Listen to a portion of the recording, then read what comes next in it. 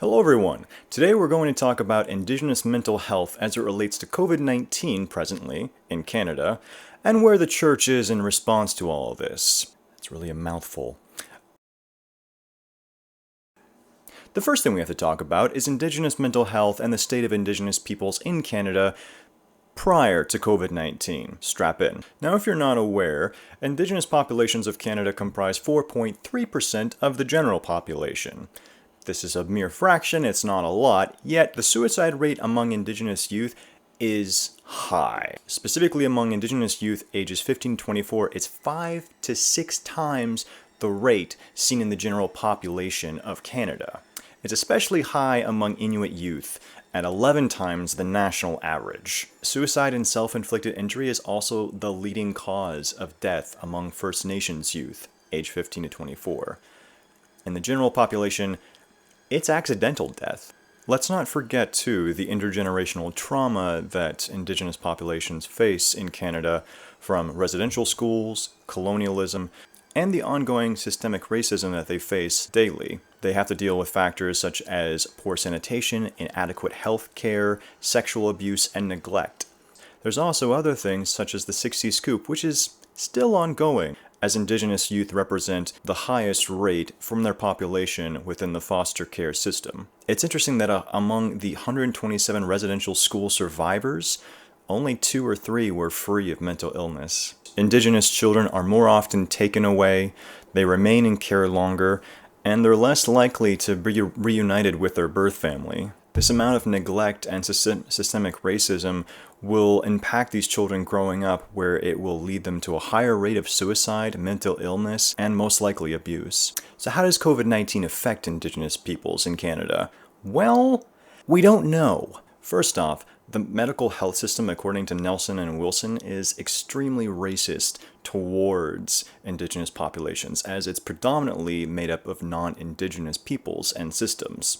One quote from them was, "Much scholarship indicates that a disregard for Indigenous perspective persists in contemporary mental health research in Canada, creating the potential to misrepresent rates as well as types of mental health problems among Indigenous communities." There's also a lack of respect for Indigenous populations' perspective on mental health and wellness and their own approaches to medicine and healing, which creates additional complications in actually doing unbiased research. The other factor to go along with this is that in terms of COVID-19 testing that's happening in Canada right now, Indigenous populations aren't required to identify as Indigenous when they're being tested. This means that there is some data out there to say that they are being affected predominantly by COVID-19, but it's incredibly skewed, because this is a population that already has poor sanitation, unclean water, and a lack of medical assistance and access to such things. So it's quite probable that COVID-19, as much as it's affecting Canada's general population, it's affecting them incredibly worse. But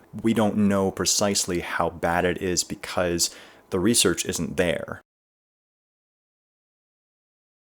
So, where's the church in all of this? Well, there's also not a lot of research into that. When I was researching into how churches interact with marginalized populations and their mental health, the majority of research that came up was churches in the South and their interaction with the Black population and helping them with their mental illness. But in terms of actual research done on churches in Canada helping Indigenous populations, there's really nothing. However, there is a bit of a trail that I was able to follow. Disclaimer: Canada has multiple different Christian denominations, and therefore it is hard to find some overarching declaration that all of them agree on. It's also difficult because within denominations, majority-wise, all church bodies generally have self-governance, meaning that just because a specific denomination declares their assistance with a matter doesn't mean that every specific church body will agree and back that up. That being said, there are some church denominations which have signed on to assist and become allies with the Indigenous nations of Canada.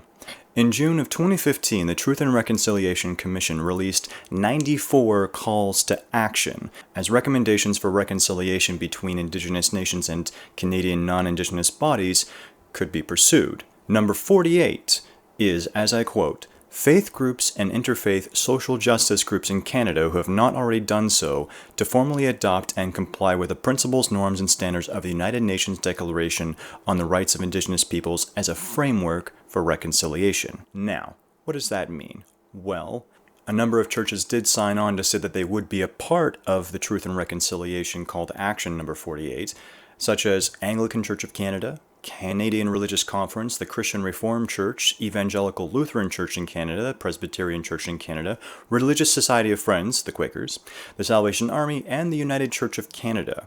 There are many denominations there, and possibly a few others that are not included in the list I've found, and it was hard for me to track down any historical response that each of these denominations had in regards to Call to Action 48. There were a lot of responses, however, but many of them came across as simple platitudes. So far from what I've discovered, there's a lot of focus on education in churches, raising awareness, promoting anti-racism, and generally creating an atmosphere of understanding. In terms of the denominations that have actually done well at this, the Anglican Church of Canada seems to be doing it quite well. They've had an ongoing relationship with Indigenous peoples for quite a while, and while racist and incredibly oppressive at first, have moved towards it being a more inclusive environment. They have a number of Indigenous bishops and pastors in their congregation that do have Indigenous Christian churches. They have a suicide prevention program, but it only has 2 full-time workers and 1 part-time worker. They also do sacred circles, which happen every 2 to 3 years, where it's a time for prayer, worship, discernment, and decision-making. Seems pretty good. The question that came up, though, in regards to my research,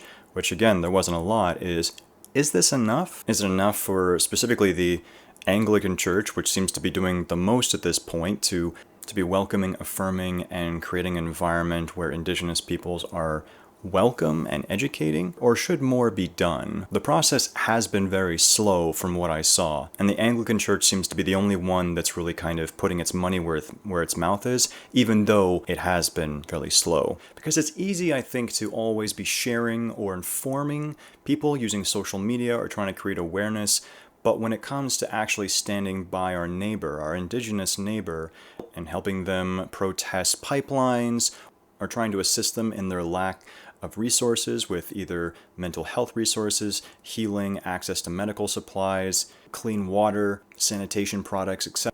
Again, is it enough? Is it just the base?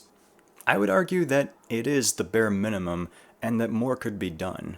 I'll say again, though, that it's hard to get an overarching answer about where each denomination is, as so many of the individual church bodies are self-governing. So they each have to make their own objectives and goals as to how they will stand by or not with Indigenous peoples of Canada. I do know that there are a few churches that I've heard of that are contributing financially to Indigenous programs and peoples that are in need on reserves, and that's great, that's good. Can a more solid relationship be built? And I guess my question to you would be, what does your church do? Do they do anything? Do they even acknowledge the land that they're worshiping on? Where are they in terms of living amongst their Indigenous neighbors who, on the daily, face death quite easily? What models of reconciliation are they making and efforts are they putting in to help the oppressed, to help their neighbor, and to stand alongside them in their time of need? Now we come to the part of what can you do personally? Well, the question I just posed might be a good starting point for you going to your own church and saying, this is a problem, how can our church respond, and what can we do about it? In terms of personal education, Kairos Canada is an interfaith organization that attempts to educate and create awareness around Indigenous matters and equality in Canada for them. They have a large booklet of recommendations of how you can be a better ally and what you can do in terms of supporting the Indigenous peoples that are close by to you, because they are everywhere. There's also the organization Idle No More, which is, from what I've seen, almost an Indigenous Black Lives Matter group in Canada that is trying to create more awareness but also protest the injustices that are done to Indigenous peoples. Personally, again, the first step for you is if you're not aware of Indigenous injustice and what can be done when they're so incredibly oppressed and marginalized and don't have access to base amenities that we do, I encourage you to read about the history of colonization in Canada, what's been done to Indigenous peoples, and trying to find authors that specifically are Indigenous authors writing about the subject.